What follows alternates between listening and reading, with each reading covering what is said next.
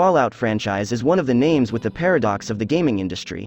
This sentence makes sense to you when you realize that on the one hand, the events of this series take place in an apocalyptic world where people's access to various resources has been reduced, and on the other hand, Fallout has always been in the genre of role-playing, in which shooting enemies in the head does not instantly destroy them. Isometric titles may have established a proper balance between the availability of resources and the health tape of the enemies, but what is clear is that Fallout must be in the horror and survival genre in order to succeed. We all know that Bethesda is not currently looking at Fallout as its greatest intellectual preoccupation. On the other hand, even if Fallout now becomes the studio's priority, it is unlikely that Bethesda members will seriously consider the option of changing the game style. I remember when I was able to get the most out of Fallout 3 that I put the degree of hardness on the easiest way possible and just focused on the main storyline of the game. Factors such as lack of resources, walking the subway and moving through the ruins of Washington, in this case, inject a sense of fear into the player's existence due to being in distress. The limited equipment, such as the pistols and machine gun I acquired from Sheriff Megaton, were the only weapons I had access to. Reducing the degree of hardness of the game meant that the enemies were easily eliminated with a precise bullet. If I didn't have enough ammunition, I would go ahead with the game by relying on cold weapons. The experience of playing in this way made the game's environmental narrative more appealing to me and to admire the perception of the story a bit more than ever. On the subway, there is a staff room, where you can access a laser pistol and a guidebook on the use of energy weapons.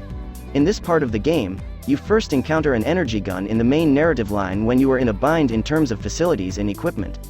If you use this weapon at this time, you can set fire to a room full of giants and clear your way forward in the game.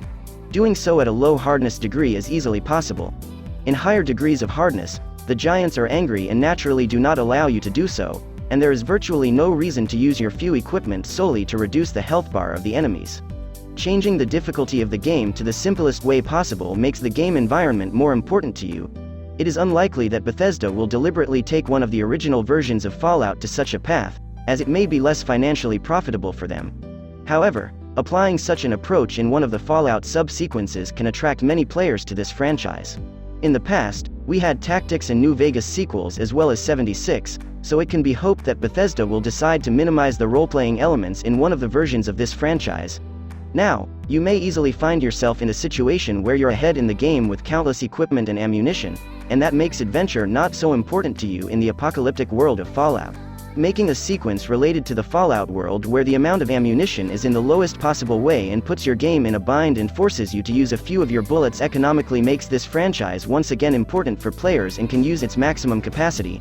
On the other hand, in such a case, your confrontation with enemies will also be far more breathtaking than in the past. After a very poor Fallout 76 launch and a lack of maximum players welcome to Fallout 4, it seems that this franchise needs more new ideas than ever before. Choosing a horror and survival genre genre for Fallout franchises can be the risky and necessary action that will revive this franchise.